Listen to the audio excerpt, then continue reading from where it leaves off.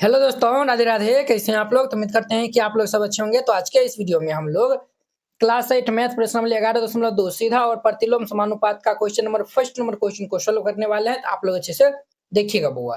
तो ये 11.2 में जो भी पहले बेसिक है वो आपको हम पहले बता देते हैं। इसमें जो है वो प्रतिलोम अनुपात समझना बहुत ही जरूरी है। तो हम पहले समझ लेते हैं प्रतिलोम अनुपात क्या होता है। यहाँ पे हेडिंग में लिख लीजिएगा पहले प्रतिलोम अनुपात। प्रतिलोम अनुपात। प्रतिलोम अनुपात किनको हम कहते हैं? जब एक राशि की मान जो है वह बढ़ती है और दूसरी राशि की मान घटती है, तब उन्हें हम प्रतिलोम अनुपात कहते हैं। उन्हीं को हम प्रतिलोम अनुपात कहते हैं। तो यही हमारा डिफिनीशन हो जाएगा। जब एक राशि का मान बढ़ता है और जब एक राशि का मान बढ़ता है और दूसरी राशि का मान घटता है तो उन्हें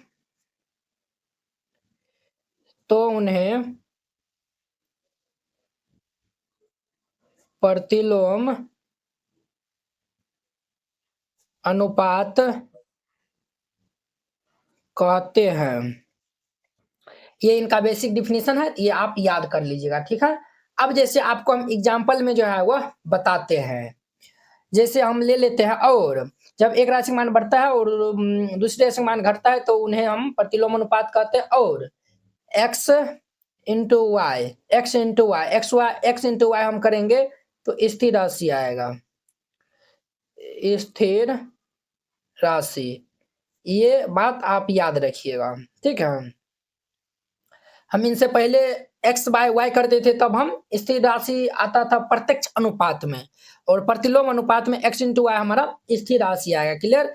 फॉर एग्जाम्पल हम ले लेते हैं, जैसे एग्जाम्पल में हम ले लेते हैं, जैसे क्या ले ले, जैसे हम एग्जाम्पल में जो है वो ले लेते हैं चाल हम ले लेते हैं। अगर किसी गाड़ी का चाल 40 किलोमीटर प्रति घंटा है, समय ले लेते हैं 2 घंटे में गाड़ी जो है वो 40 किलोमीटर जाता है। 2 घंटे में कितना किलोमीटर जाता है? 2 घंटे में 40 किलोमीटर जाता है। अगर समय हम 1 घंटा ले लेते हैं, 1 घंटा में चाल गाड़ी का अगर 80 किलोमीटर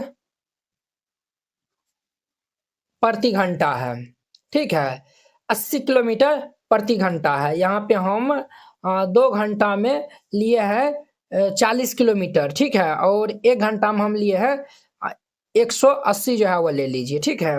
अब देखिए यहाँ पे 2 घंटा में कितना गाड़ी जा रहा है, तो ये 40 किलोमीटर प्रति घंटा है, तो 2 घंटा में कितना जाएगा? तो 40, ये 1 घंटा में 40 किलोमीटर, तो 2 घंटा में 80 किलोमीटर जा रहा है। अब देखिए समय हम यहाँ पे क्या कर दिए हैं, समय कम कर दिए, 1 घंटा कर दिया, तो कितना 180 किलोमीटर जो है वह प्रति घंटा जो है वो जा रहा है। ये हमारा समय घटा है, तो चाल जो है वो क्या हो गया, बढ़ गया है। ये हमारा किस में होगा? तो प्रतिलोम अनुपात में होगा। क्लियर। तो ये आप याद रखिएगा। अब जैसे एग्जाम्पल में आपको सोल्व करते जाएंगे तो आपको जो है वो अच्छा से समझ में आएगा। हल दे दीजिए, और फिर इनका हम पहला नंबर एग्जाम्पल ले लेते हैं। पहला नंबर एग्जाम्पल हम लेते हैं, देखिए कहता किसी कार्य पे लगे व्यक्तियों की संख्या और उस कार्य को पूरा करने में लगा समय, क्या ये प्रतिलोम अनुपात में है? तो चलिए हम इनको एग्जाम्पल के थ्रू देख लेते हैं। मान के चलिए 6 व्यक्ति है। क्या व्यक्ति है? 6 व्यक्ति किसी कार्य को कितना दिन में करता है? तो हम मान चलिए 12 दिन जो है वो ले लेते हैं। 6 व्यक्ति किसी कार्य को 12 दिन में करता है। 12 व्यक्ति वही काम को 6 दिन में करता है। 12 व्यक्ति उसी काम को 6 दिन में करता है। अब देखिए जब हम व्यक्ति की संख्या बढ़ाए हैं तो दिन की संख्या क्या हो गया? कम हो गया। जब व्यक्ति की संख्या बढ़ाए हैं तो दिन की संख्या कम हो गया है।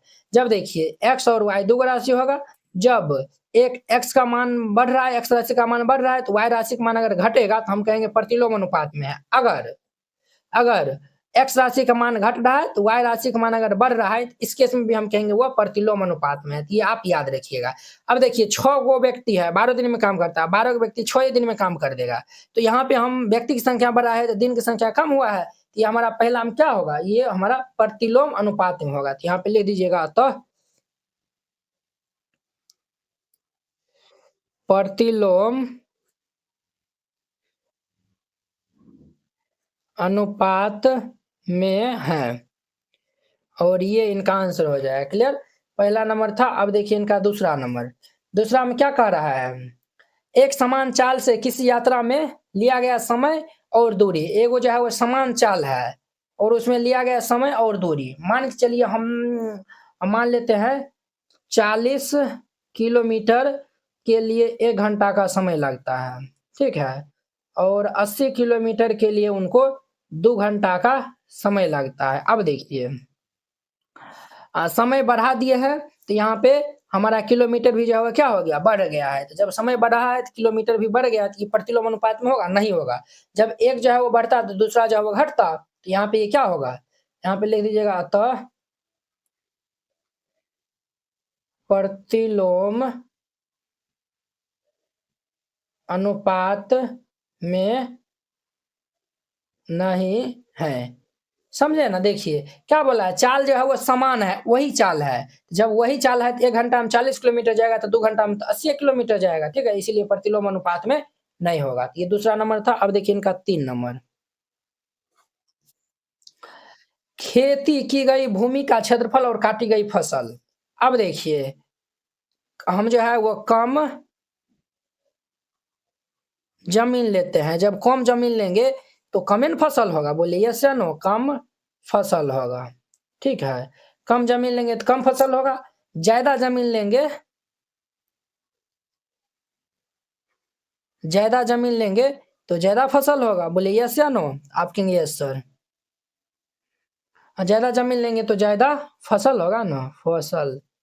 तो जब हम ज्यादा जमीन रहे, जमीन को जो है वो बढ़ा रहे हैं, तो फसल भी जो है वो क्या हो रहा है, बढ़ रहा है। जब एक राशि का मान बढ़ा रहे हैं तो दूसरे राशि का मान भी बढ़ रहा है। ये भी हमारा प्रत्यक्ष, ये प्रत्यक्ष अनुपात में होगा, प्रतिलोम अनुपात में नहीं होगा। तो यहाँ पे लिख दीजिएगा तो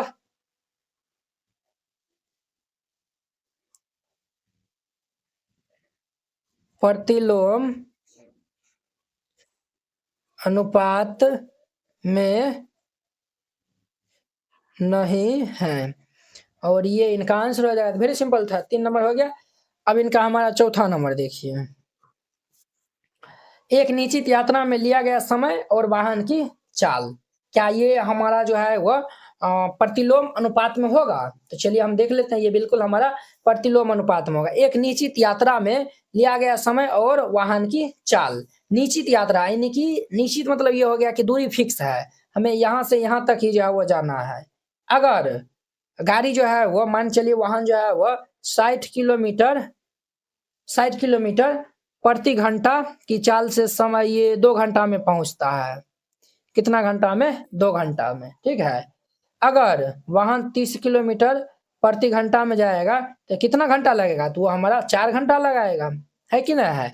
यही जो है वो यहाँ से यहाँ तक जाने में उनको 60 किलोमीटर प्रति घंटा जाता है तो 2 घंटा लगता है। अगर 30 किलोमीटर प्रति घंटा जो है वो जाएगा तो उनको यहाँ से यहाँ तक 4 घंटा लग जाएगा। समय जो है वो हम क्या किए हैं, समय बढ़ाए हैं, तो हमारा ये देखिए स्पीड जब जो है वो हम कम किए हैं तो समय जो है वो बढ़ गया है। तो हमारा ये किस में होगा? तो प्रतिलोम अनुपात में होगा। तो यहाँ पे लिख दीजिएगा तो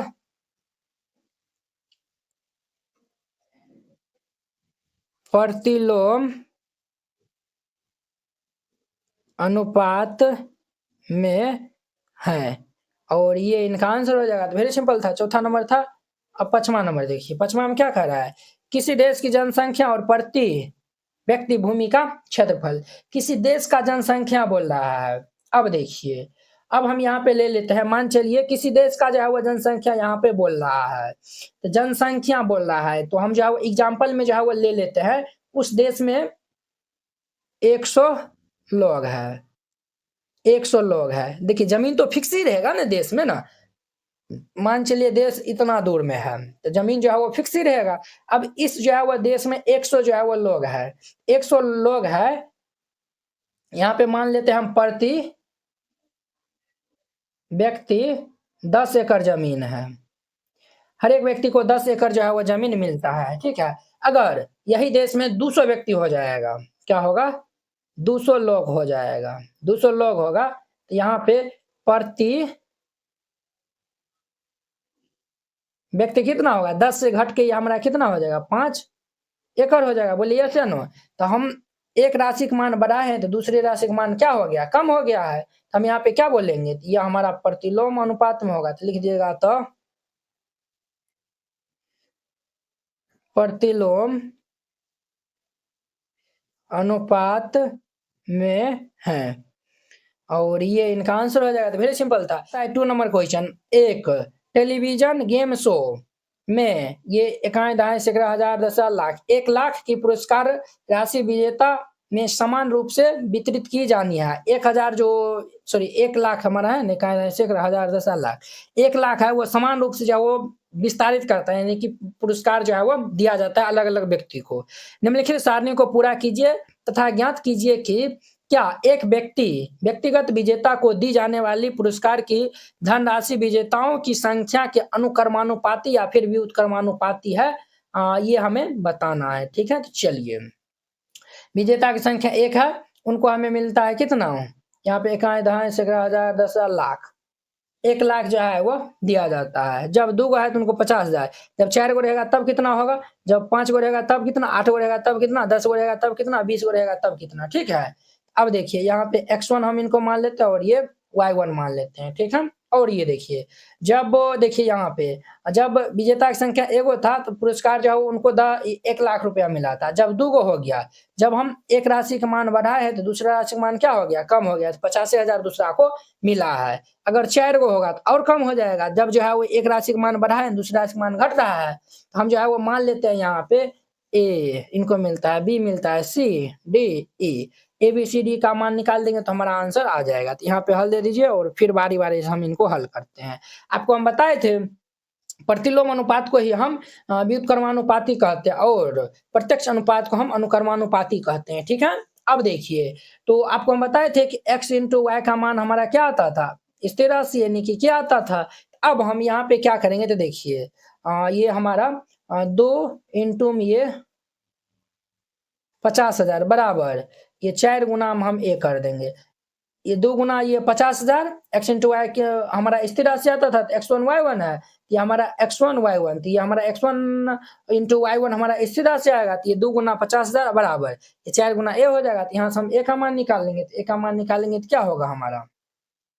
4 इनके नीचे में आ जाएगा, तो ये हमारा ए इज इक्वल टू ये 2 गुना ये 50,000 बटा 4, 2 से काट देंगे 2 और ये हमारा 25,000 हो जाएगा। तो देयरफॉर हमारा ए का मान कितना होगा? 25,000 आएगा। ए का मान हमारा कितना आएगा सर? 25,000 आएगा। तो यहाँ पे ए का मान यही इनका आंसर हो जाएगा। क्लियर? अब देखिए, अब हम क्या करते हैं, ये 4 इंटू ए 4 इंटू ए ये किनके बराबर होगा? तो ये 5 गुना बी के बराबर होगा।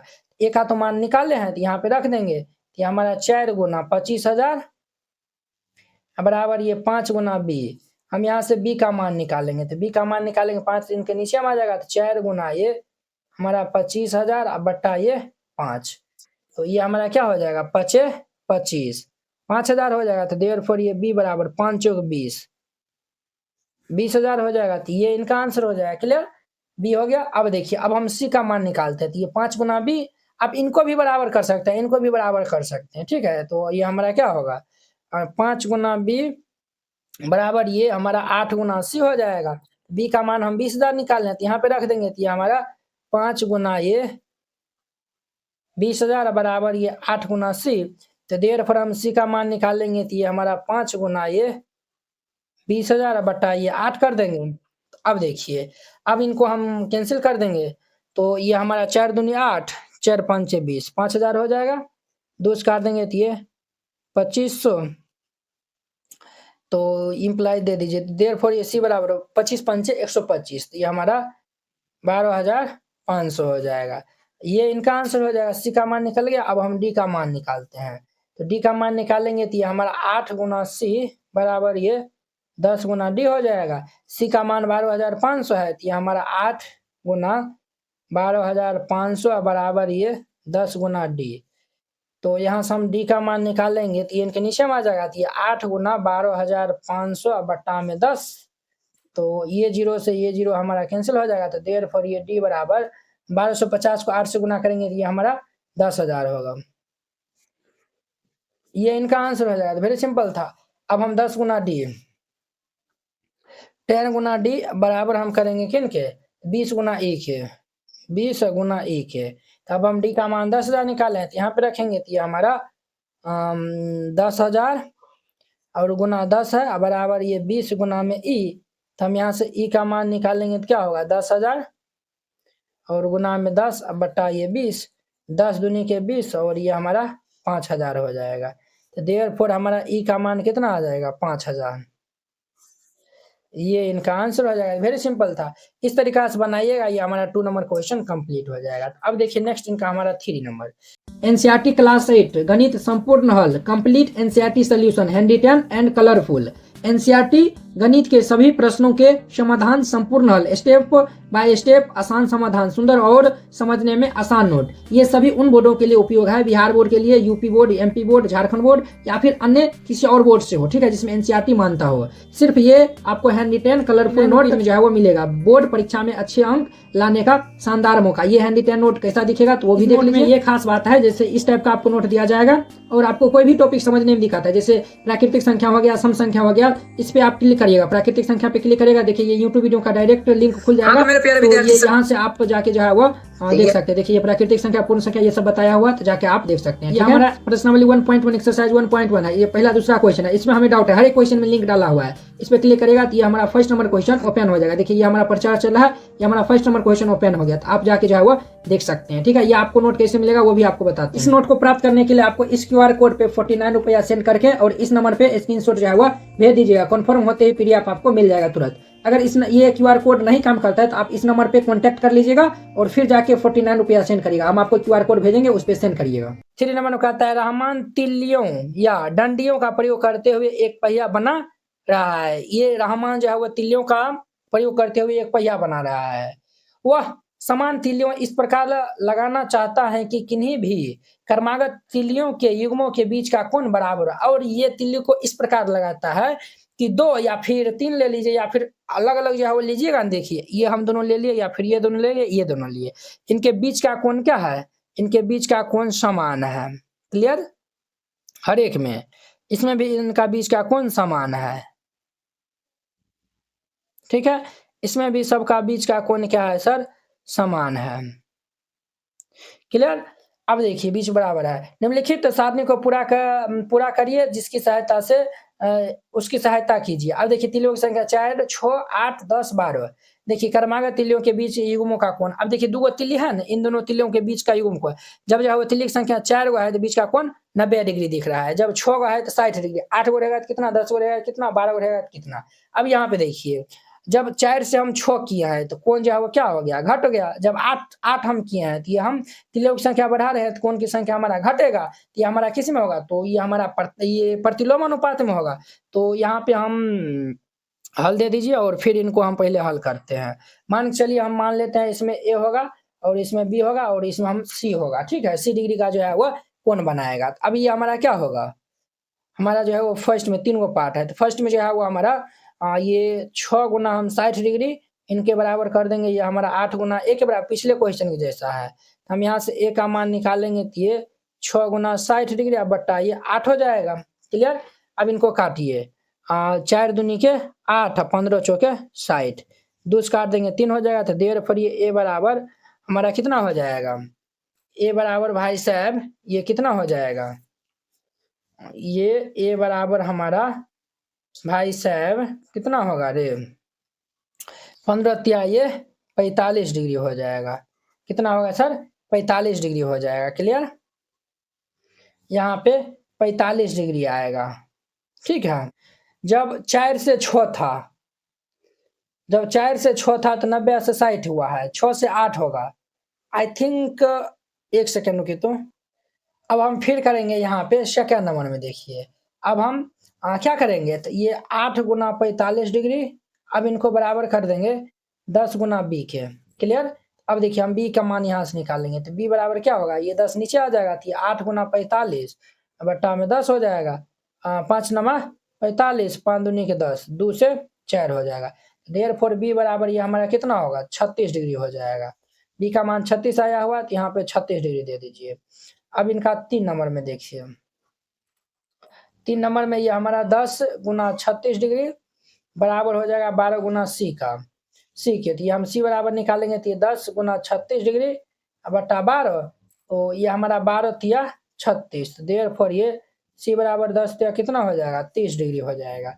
यहाँ पे ए बराबर इतना, बी बराबर इतना, सी बराबर ये, तीनों का हम निकाल लिया, यहाँ पे 30 डिग्री होगा। अब इनका जवाब देते जाइए। फर्स्ट में कहता है इनका हमारा क्वेश्चन आंसर में इनका हमारा फर्स्ट नंबर में जो है वो देखिए क्या बोला है, क्या तिलियों की संख्या और क्रमागत तिलियों के बीच के युग्मों के बीच का कोण प्रतिलोम समानुपात में है। अब देखिए, अब जो है वो ये भाई साहब बोला है कि प्रतिलोम समानुपात में है, तो चलिए जो है वो हम देखते हैं। यहाँ पे देखिए, जब एक राशि का मान बढ़ रहा है तो दूसरे राशि का मान घट रहा है, जब एक राशि का मान बढ़ा है तो दूसरे का घट रहा है। जब यहाँ पे देखिए 10 हम किए हैं ये 36 हो गया, यहाँ पे 12 किया ये 30 हो गया। जब एगो को बढ़ा रहे हैं तो दूसरा जो है वो घट रहा है, तो यहाँ पे जो है वो हाँ लिख दीजिएगा, प्रतिलोम अनुपात में है।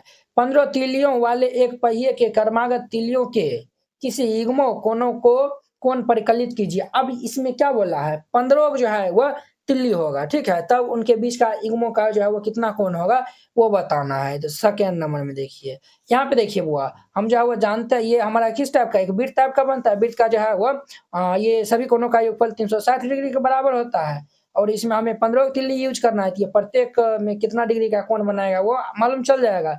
इनको हम काट देंगे तो 24 डिग्री आएगा, यानी कि 24 डिग्री होगा दोगो क्रमागत तिल्लियों के बीच में, इस दोनों जो है वो तिल्लियों के बीच में। अब इनका 3 नंबर देखिए, यदि क्रमागत तिल्लियों के बीच का युग्म कोण यहाँ पे 40 डिग्री दिया हुआ है, तो आवश्यक तिल्लियों की संख्या, यहाँ पे तिल्लियों की संख्या बताना है, ठीक है। देखिए क्रमागत जो है वो 40 डिग्री जो है वो दिया हुआ है, 40 डिग्री, ठीक है।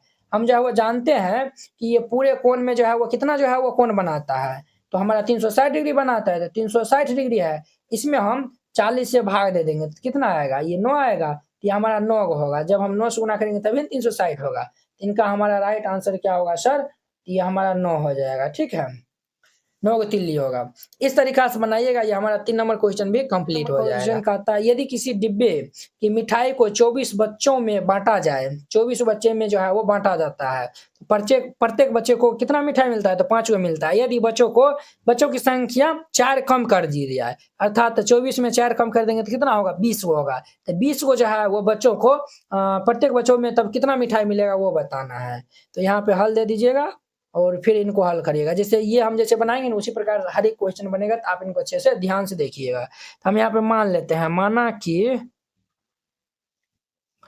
x1 बराबर ये 24 बच्चों और ये y1 बराबर ये 5 मिठाइयाँ। हम क्या माने हैं, 24 को बच्चे को 5-5 मिठाई मिलता है, 24 को बच्चा है तो 5-5 को मिठाई मिलता है। अब देखिए x2, यहाँ पे क्या बोला है, यदि बच्चों की संख्या 4 कम की जाए, तो जब बच्चों की संख्या 4 वो कम कर दिया जाएगा, तो 24 को है तो 4 को कम करेगा तो क्या होगा, 20 को बच्चा होगा।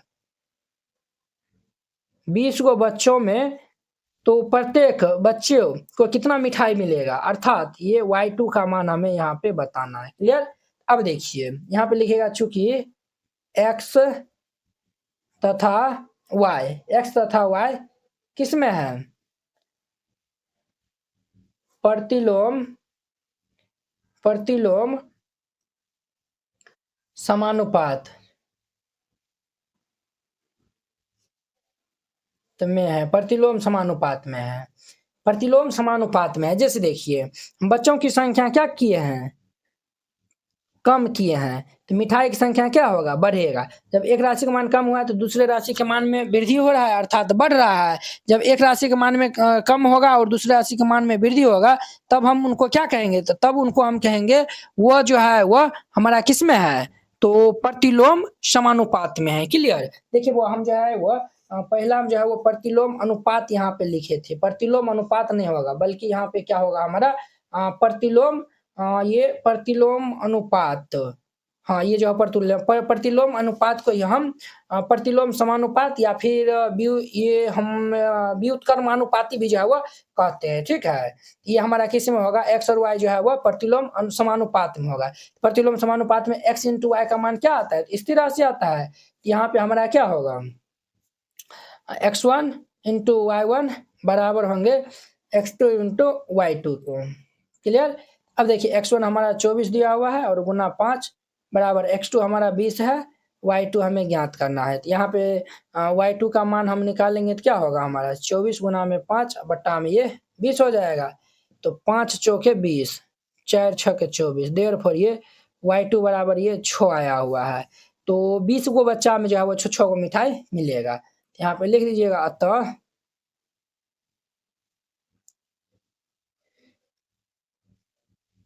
प्रत्येक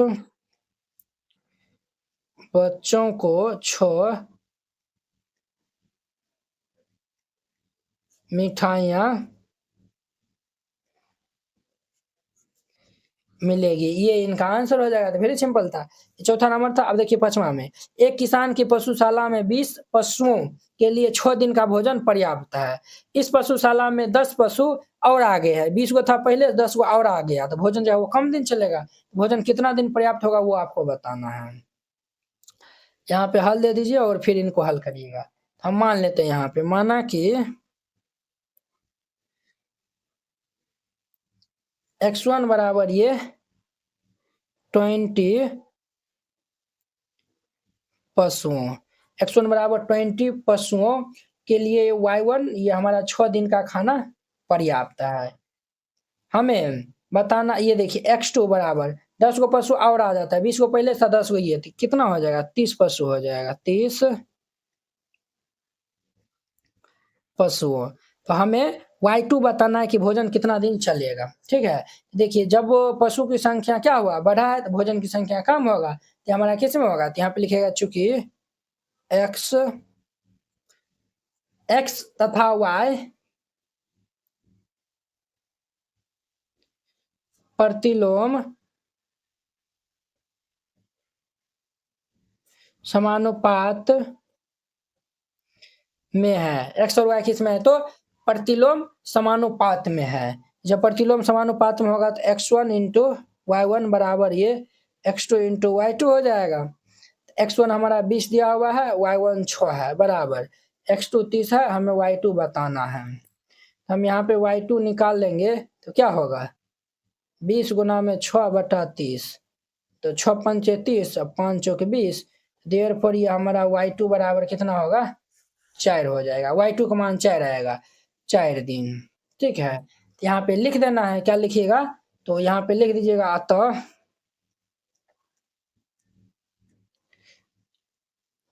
भोजन 4 दिन पर्याप्त रहेगा, और ये इनका आंसर हो जाएगा। वेरी सिंपल था। अतः एक ठेकेदार यह आकलन करता है कि जसमिंदर के घर में पुनः तार लगाने का कार्य 3 व्यक्ति 4 दिन में कर सकते हैं। 3 गो व्यक्ति तार लगाने का कार्य 4 दिन में करता है। यदि वह 3 के स्थान पे 4 व्यक्ति, अब ये 3 के स्थान पे 4 व्यक्ति आ जाएगा, तो ये कार्य कितना दिन में पूरा होगा वो बताना है। तो कम दिन में पूरा हो जाएगा। तो यहाँ पे हल दे दीजिए और फिर इनको हल करिएगा। सबसे पहले हम मान लेते हैं, माना कि x1 बराबर 3 व्यक्ति, 3 व्यक्ति y1 बराबर ये 4 दिन में कार्य पूरा करता है, ठीक है। अब देखिए x2 जब 4 गो व्यक्ति हो जाएगा तब वो कार्य को y2 कितना दिन में पूरा करेगा वो बताना है। देखिए जब व्यक्ति की संख्या बढ़ा है तो दिन की संख्या कम होगा। यहाँ पे लिख देंगे चूंकि x तथा y प्रतिलोम समानुपात में है। x और y प्रतिलोम समानुपात में है। जब प्रतिलोम समानुपात में होगा तो अब हमारा x1 गुना y1 बराबर हम कर देंगे x2 गुना y2 के। x1 हमारा 3 दिया हुआ, y1 4 बराबर x2 4 है, y2 हमें फाइंड आउट करना है। यहाँ से हम y2 निकालेंगे तो ये 3 गुना 4 बटा 4 हो जाएगा, तो ये 4 4 कैंसिल, तो देयरफॉर ये y2 बराबर ये कितना हो जाएगा 3 दिन हो जाएगा। y2 का मान हमारा 3 दिन आया हुआ है, तो यहाँ पे लिख दीजिएगा अतः यह कार्य 3 दिन में पूरा हो जाएगा, और ये इनका आंसर हो जाएगा। वेरी सिंपल था, इस तरीका से बनाइएगा बन जाएगा। 7 नंबर देखिए, बोतलों के एक बैच को 25 बक्सों में रखा जाता है यदि, जबकि प्रत्येक बक्सा में 12 बोतल है। यदि इसी बैच की बोतलों को इस प्रकार रखा जाए कि प्रत्येक बक्सा में 20 बोतल हो, तो बक्से कितने बक्से भरे जाएंगे ये आपको बताना है। क्लियर? तो चलिए हम इनको हल कर लेते हैं। तो यहाँ पे हल दे दीजिए और फिर इनको हल करिएगा। यहाँ पे मान लेते हैं, माना कि x1 बराबर ये 25 बक्सा, ठीक है, और y1 बराबर ये 25 को बक्सा जो है वह, जबकि प्रत्येक में क्या वो है तो 12 को बोतलें हैं, ठीक है। अब देखिए x2 जो है वह कहता है कि इसी बैच की बोतलों को इस प्रकार रखा जाए कि प्रत्येक बक्सा में 20 को बोतलें यहाँ पे कह रहा है। तो हमारा y2 दिया हुआ है कितना, तो 20 बोतलें। 20 बोतलें को जो है वो कितना बक्सा में रखेगा वह बताना है। यहाँ पे लिखिएगा, चूंकि x तथा y प्रतिलोम समानुपात में है, x और y किस में है, प्रतिलोम समानुपात में है। तो प्रतिलोम समानुपात में होगा तो x1 गुना y1 बराबर ये होगा x2 गुना y2 के बराबर होगा। x1 हमारा कितना है 25 गुना 12 बराबर x2 गुना 20। तो हमारा यहाँ से x2 का मान निकाल लेंगे तो क्या हो जाएगा, ये नीचे आ जाएगा। तो ये हमारा 25 गुना में 12 बट्टा में 20 हो जाएगा। तो 4 तिया 12, 4 पंचे 20, 5 25, देयरफॉर ये x2 का मान 5 तिया कितना आएगा 15 बक्सों, 15 बक्सों आएगा। तो यहाँ पे लिख दीजिएगा, तो 15 बक्सा भरे जाएंगे, और ये इनका हमारा आंसर हो जाएगा। क्लियर? इस तरीका से बनाइएगा, ये क्वेश्चन बन जाएगा। आई होप कि आप लोग ये क्वेश्चन बहुत ही अच्छा तरीका से समझ गए होंगे। तो चलिए, एक फैक्ट्री को कुछ वस्तुएं 63 दिन में बनाने के लिए 42 मशीनों की आवश्यकता है। 63 दिन में बनाने के लिए 42 को मशीन की आवश्यकता है। उतनी ही वस्तुओं को 54 दिन में बनाने के लिए क्या वो मशीन की आवश्यकता होगा। अब देखिए 54 दिन बोला है, दिन की संख्या बढ़ाया है, सॉरी घटाया है, मशीन की संख्या बढ़ेगा। तो यहाँ पे हल दे दीजिए। सबसे पहले मान लेंगे, यहाँ पे लिखिएगा, माना कि x1 बराबर ये 63 दिन, x1 बराबर 63 दिन, तो y1 बराबर ये कितना होगा 42 मशीनों। 63 दिन में 42 वो मशीन वस्तु को बनाता है। जब x2 बराबर अगर 54 दिन में कितने मशीन बनाएगा ये हमारा बताना है। तो यहाँ पे देखिए, जब दिन की संख्या घटा है तो मशीन की संख्या क्या होगा बढ़ेगा। तो हमारा x और y प्रतिलोम समानुपात में होगा। तो यहाँ पे लिखेगा, चूंकि x तथा y प्रतिलोम समानुपात में है। x और y किस में है, तो प्रतिलोम समानुपात में है। जब प्रतिलोम समानुपात में होगा तो x1 इंटू y1 बराबर ये x2 इंटू y2 हो जाएगा। क्लियर? अब देखिए, x1 हमारा 63 दिया हुआ है, y1 42 बराबर x2 54 दिया हुआ है, y2 हमें फाइंड आउट करना है। अब देखिए y2 हम निकालेंगे तो ये 63 गुना में 42 बट्टा में ये 54 हो जाएगा। क्लियर? अब देखिए 9 छारे यह हमारा कितना हो जाएगा 6 नमा 54, और ये 6 सत्ते 42 हो जाएगा। ठीक है, 6 सत्ते 42 ये हमारा हो गया। अब देखिए 9 4 54 9 7 63, देयरफॉर ये y2 बराबर 49 हो जाएगा, 49 मशीन होगा। तो यहाँ पे लिख दीजिएगा अतः 49 मशीनों की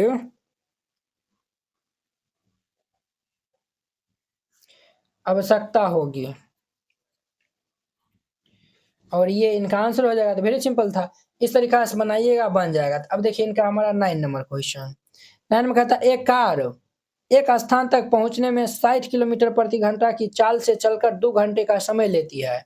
80 किलोमीटर प्रति घंटा की चाल से उस कार को कितना समय लगेगा वह बताना है। तो यहाँ पे हल दे दीजिए और फिर इनको हल करिएगा। हम पहले मान लेते हैं, माना कि x1 बराबर 60 किलोमीटर प्रति घंटा, y1 बराबर 2 घंटा। 2 घंटा ये जो है वो 60 किलोमीटर प्रति घंटा चलता है तो उनको 2 घंटा का समय लगता है। अगर उनकी चाल अर्थात x2 ये 80 किलोमीटर प्रति घंटा अगर हो जाता है तब उनको कितना समय लगेगा वो बताना है। देखिए समय बढ़ाए हैं तो हमारा घंटा जो है वो कम हो जाएगा। तो यहाँ पे x और y किस में है? प्रतिलोम समानुपात में है। यहाँ पे लिखिएगा चूंकि x तथा y प्रतिलोम समानुपात में है, x और y प्रतिलोम समानुपात में है। जब प्रतिलोम समानुपात में होगा तो ये x1 इंटू y1 बराबर होंगे x2 इंटू y2 के। अब देखिए x1 हमारा क्या दिया हुआ है 60, y1 हमारा 2 है बराबर x2 हमारा 80 है, y2 हमें ज्ञात करना है। अब देखिए y2 हमारा क्या हो जाएगा 60 गुना में 2 बटा ये 80, 2 से काट देंगे तो 40, ये जीरो हमारा कैंसिल हो जाएगा। क्लियर? तो ये हमारा 2 3 अर्थात 3/2 घंटे होंगे। क्या ये y2 बराबर ये 3/2 घंटे। ठीक है, यहाँ पे लिख दीजिएगा तो कार को 3/2 घंटे का मतलब हो गया 1.1/2 घंटे समय लगेगा और ये इनका आंसर हो जाएगा।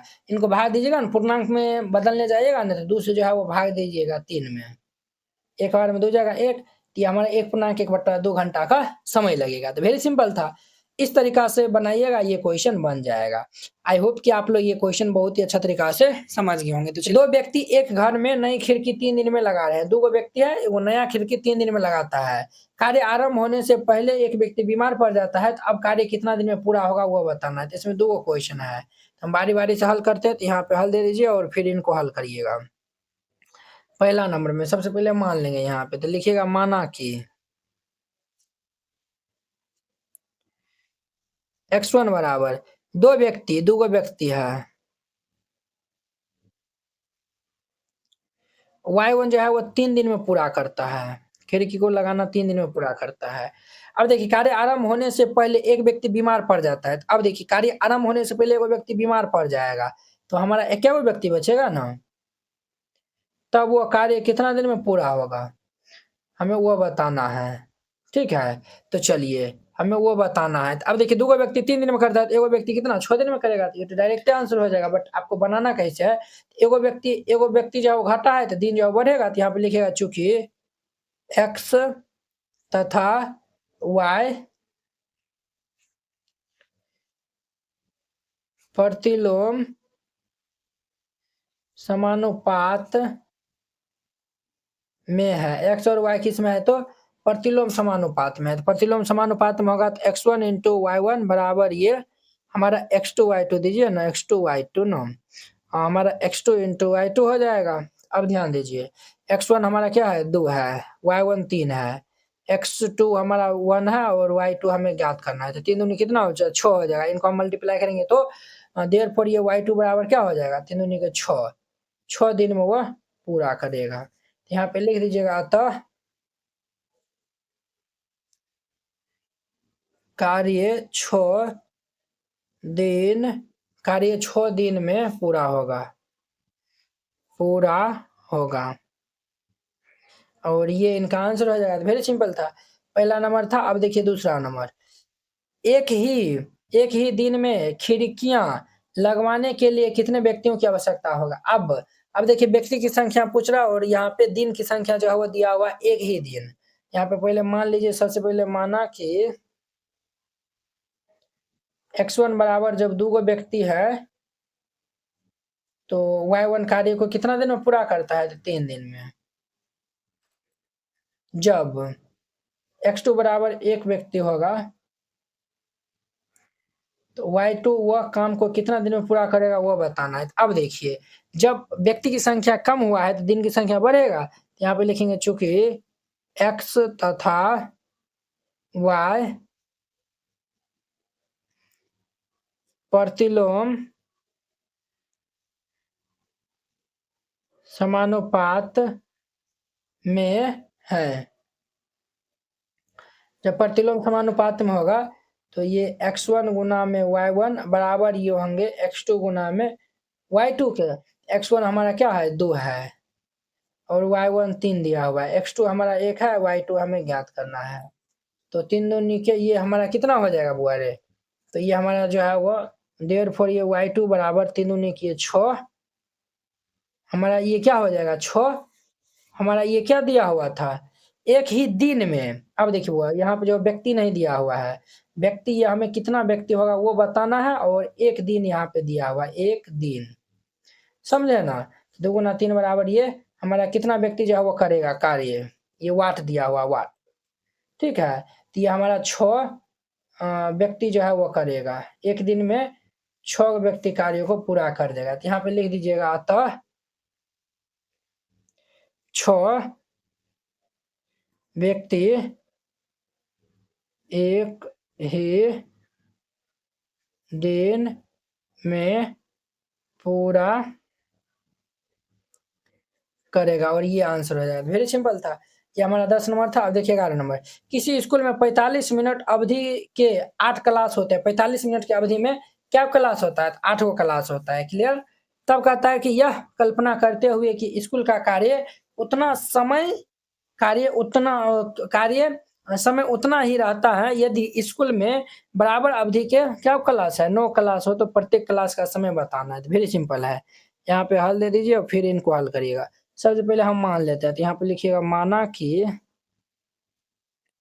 x1 बराबर 45 मिनट, y1 बराबर ये 8 क्लास, ठीक है। अब देखिए जब 9 क्लास लगेगा, y2 बराबर 9,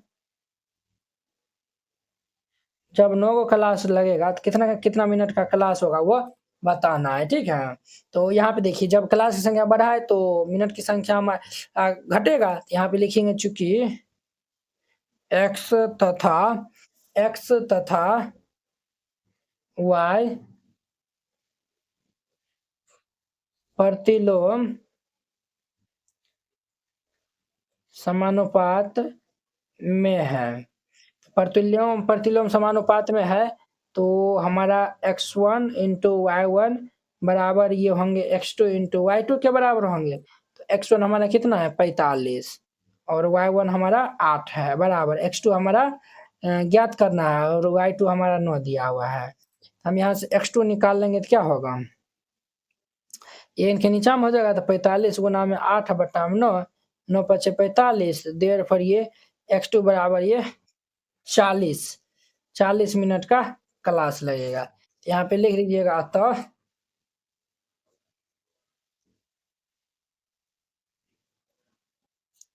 प्रत्येक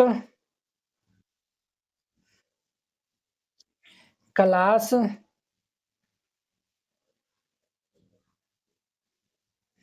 40 मिनट का है, और ये इनका आंसर हो जाएगा।